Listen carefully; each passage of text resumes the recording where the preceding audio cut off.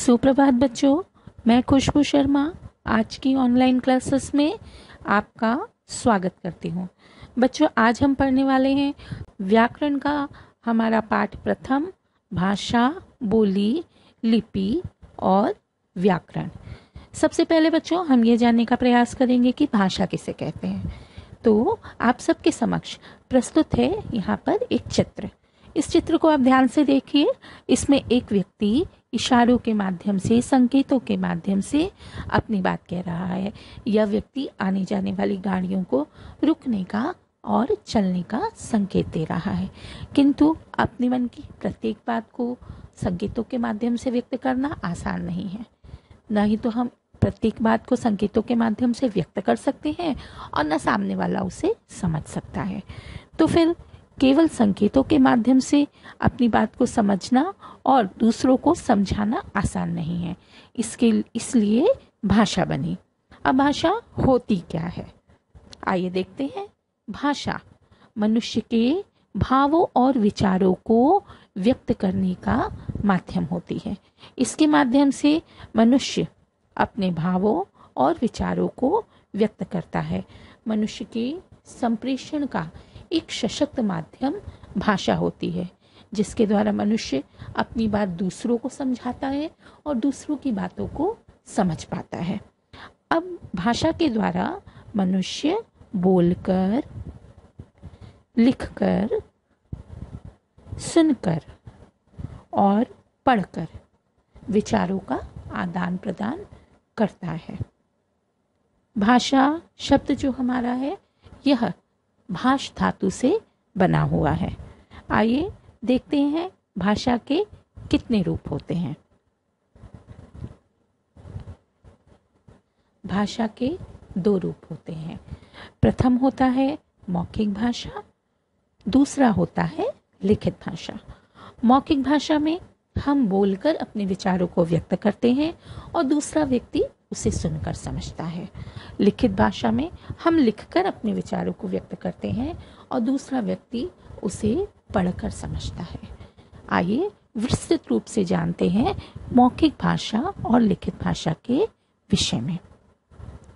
मौखिक भाषा भाषा का वह रूप होता है जिसमें बोलकर या सुनकर विचारों का आदान प्रदान किया जाता है। मौखिक भाषा के अंतर्गत एक व्यक्ति बोलता है और अपने भावों को व्यक्त करता है और दूसरा व्यक्ति उसके भावों को सुनकर समझता है।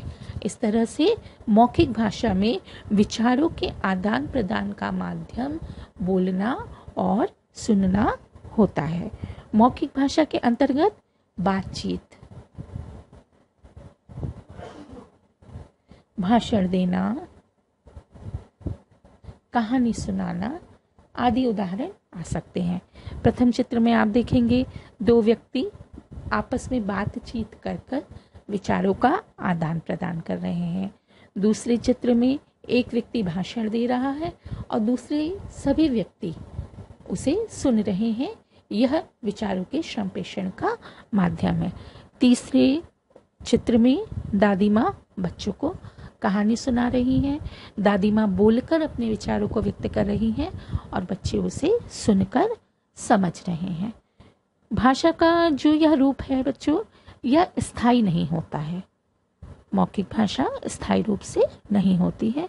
आइए अब बढ़ते हैं लिखित भाषा की ओर। लिखित भाषा भाषा का वह रूप जिसमें हम लिखकर और पढ़कर विचारों का आदान प्रदान करते हैं। इसमें एक व्यक्ति लिखकर अपने विचारों को व्यक्त करता है और दूसरा व्यक्ति इसे सुनकर, पढ़कर समझता है। किस तरह से देखते हैं? प्रथम चित्र में आप देखेंगे पत्र लेखन।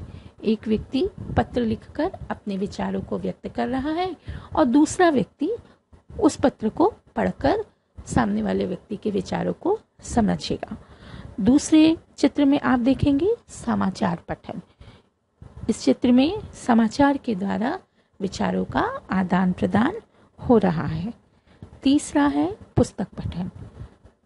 इसमें भाषा के लिखित रूप के द्वारा पुस्तक के माध्यम से विचारों का आदान प्रदान हो रहा है। इस तरह से भाषा के दो रूप, लिखित भाषा और मौखिक भाषा। आगे हम देखते हैं संविधान में हिंदी। हमारे संविधान में विश्व की सबसे अधिक बोली जाने वाली भाषाओं में हिंदी का दूसरा स्थान है। 14 सितंबर सन 1949 में भारत सरकार ने हिंदी को राजभाषा के रूप में स्वीकार किया। हिंदी के साथ साथ संविधान ने 22 अन्य भाषाओं को भी मान्यता दी, जिसके अंतर्गत आते हैं असमिया, बांग्ला, गुजराती, कन्नड़, कश्मीरी, कोंकणी, मलयालम, मणिपुरी, मराठी, नेपाली, उड़िया, पंजाबी, संस्कृत, उर्दू, सिंधी, तमिल, तेलुगु, बोडो, डोंगरी, मैथिली, संताली। ये 22 भाषाएं हैं जिनको हमारी संविधान ने मान्यता दी है।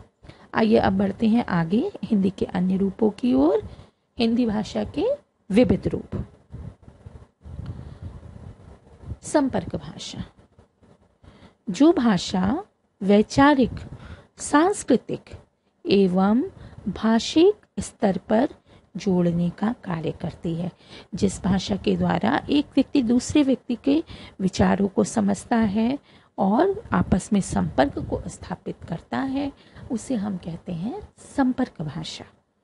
राजभाषा, राजभाषा का प्रयोग सरकारी कामकाजों के लिए किया जाता है। भारत के संविधान में 14 सितंबर सन 1949 को हिंदी भाषा को भारतीय संघ की राजभाषा का रूप में मान्यता दी, भारतीय संघ की राजभाषा का दर्जा दिया।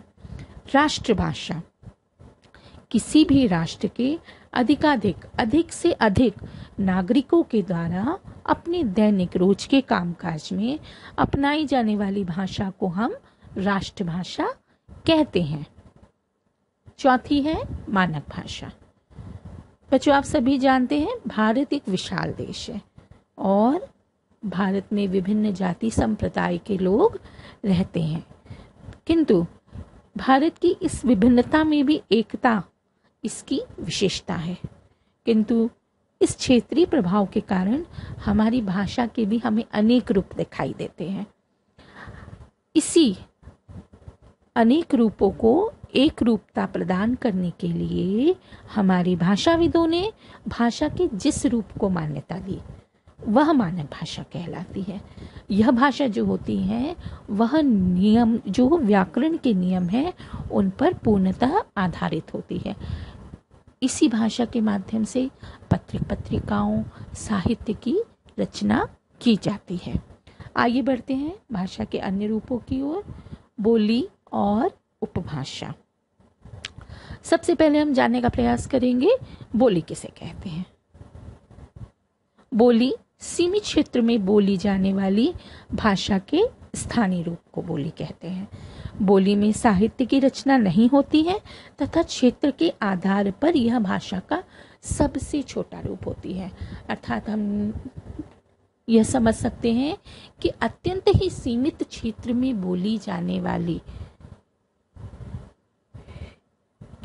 जो स्थानीय रूप की भाषा होती है इसे बोली कहा जाता है। इसमें साहित्य की रचना नहीं की जाती है क्योंकि यह व्याकरण सम्मत नहीं होती है। अब इसके बाद देखते हैं उपभाषा। उपभाषा का क्षेत्र बोली की अपेक्षा विस्तृत होता है जबकि भाषा की अपेक्षा छोटा होता है और इसमें साहित्य की रचना होती है। अर्थात जब बोली का क्षेत्र विस्तृत हो जाता है, बोली का क्षेत्र बढ़ जाता है, तो उसे उपभाषा का दर्जा प्राप्त होता है और इसमें साहित्य की रचना भी होने लगती है। इस तरह से हम क्रमवार देखेंगे तो सबसे पहले बोली सीमित क्षेत्र में, छोटे क्षेत्र में बोली जाती है। जब उसका क्षेत्र और बढ़ता है, विस्तृत होता है, तो वह उपभाषा का दर्जा प्राप्त करती है और जब उपभाषा का क्षेत्र और अधिक बढ़ जाता है तो वह भाषा का दर्जा प्राप्त करती है। इस तरह से अभी हमने देखा बोली और उपभाषा। आइए अब हम देखते हैं लिपि। लिपि किसे कहते हैं? लिपि किसी भी भाषा को लिखने के ढंग और रीति को कहते हैं। किसी भी भाषा को किस प्रकार से लिखा जाए, उसके लिखने का जो तरीका होता है वह कहलाता है लिपि। परिभाषा कुछ इस प्रकार से है, भाषा विशेष की ध्वनियों को लिखित रूप में प्रस्तुत करने के ढंग को हम लिपि कहते हैं। ये ध्वनि चिन्ह होते हैं जिनके माध्यम से हम किसी भी भाषा को व्यक्त करते हैं। आइए देखते हैं लिपि के विषय में अधिक। प्रत्येक भाषा की अपनी एक लिपि होती है।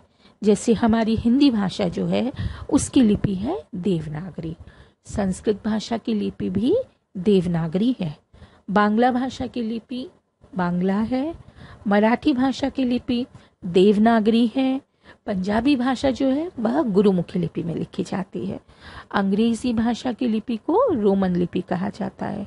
यूरोपीय भाषाओं की लिपि है रोमन। उर्दू भाषा जो है उसकी लिपि है फारसी। तमिल भाषा की लिपि को तमिल ही कहा जाता है और उड़िया भाषा की लिपि को भी उड़िया ही कहा जाता है। तो इस तरह से प्रत्येक भाषा को लिखने का अपना एक ढंग होता है, अपना एक तरीका होता है और प्रत्येक भाषा की अपनी एक लिपि होती है। आइए अब हम बढ़ते हैं व्याकरण की ओर। व्याकरण भाषा को शुद्ध रूप प्रदान करता है। किसी भी भाषा को शुद्ध रूप से लिखने की रीति को बताता है। व्याकरण एक ऐसा शास्त्र है जो वर्णों, शब्दों और वाक्यों का शुद्ध ज्ञान करने का प्रयोग सिखाता है, शुद्ध ज्ञान कराता है। व्याकरण किसी भी भाषा को शुद्धतम रूप में व्यक्त करने का प्रयास करता है, भाषा की शुद्धिकरण करता है, भाषा को शुद्ध करता है, सही दिशा में लेकर जाते हैं। इसे उदाहरण के माध्यम से समझते हैं। अब देखिए, पहला उदाहरण जैसा है आपके सामने, खरगोश को काटकर गाजर खिलाओ। इस वाक्य में कहा जा रहा है कि खरगोश को काटना है और गाजर खिलाना है। यह भाषा का अशुद्ध रूप है। इसका शुद्ध रूप होगा गाजर काटकर खरगोश को खिलाओ। इस तरह से व्याकरण जो है वह हमारी भाषा को शुद्ध रूप प्रदान करता है। अब बढ़ते हैं आगे व्याकरण के अंग। व्याकरण के प्रमुख रूप से 4 अंग होते हैं। पहला है वर्ण विचार। इसके अंतर्गत आता है ध्वनि, वर्ण, उच्चारण, शब्दों के अध्ययन से संबंधित। इसके अंतर्गत हम भाषा की सबसे छोटी इकाई ध्वनि का अध्ययन करते हैं। उसके अंतर्गत आने वाले वर्णों के उच्चारण के स्थान और शब्द से संबंधित अध्ययन हम वर्ण विचार के अंतर्गत करते हैं। इसके बाद आता है शब्द विचार। शब्द विचार के अंतर्गत हम शब्दों के रूप, उनकी व्युत्पत्ति, रचना, रूपांतरण से संबंधित अध्ययन करते हैं। तीसरा है पद रचना। पद रचना के अंतर्गत हम लिंग, वचन, कारक, उपसर्ग, प्रत्यय युक्त शब्द रचना, पदभेद आदि से संबंधित अध्ययन करते हैं। वाक्य विचार वाक्य के भेद, स्वरूप, प्रकार, विश्लेषण आदि से संबंधित होते हैं। ये हैं व्याकरण के अंग जिसके अंतर्गत हम संपूर्ण व्याकरण का अध्ययन करते हैं। आगे बढ़ते हैं साहित्य। साहित्य किसे कहते हैं?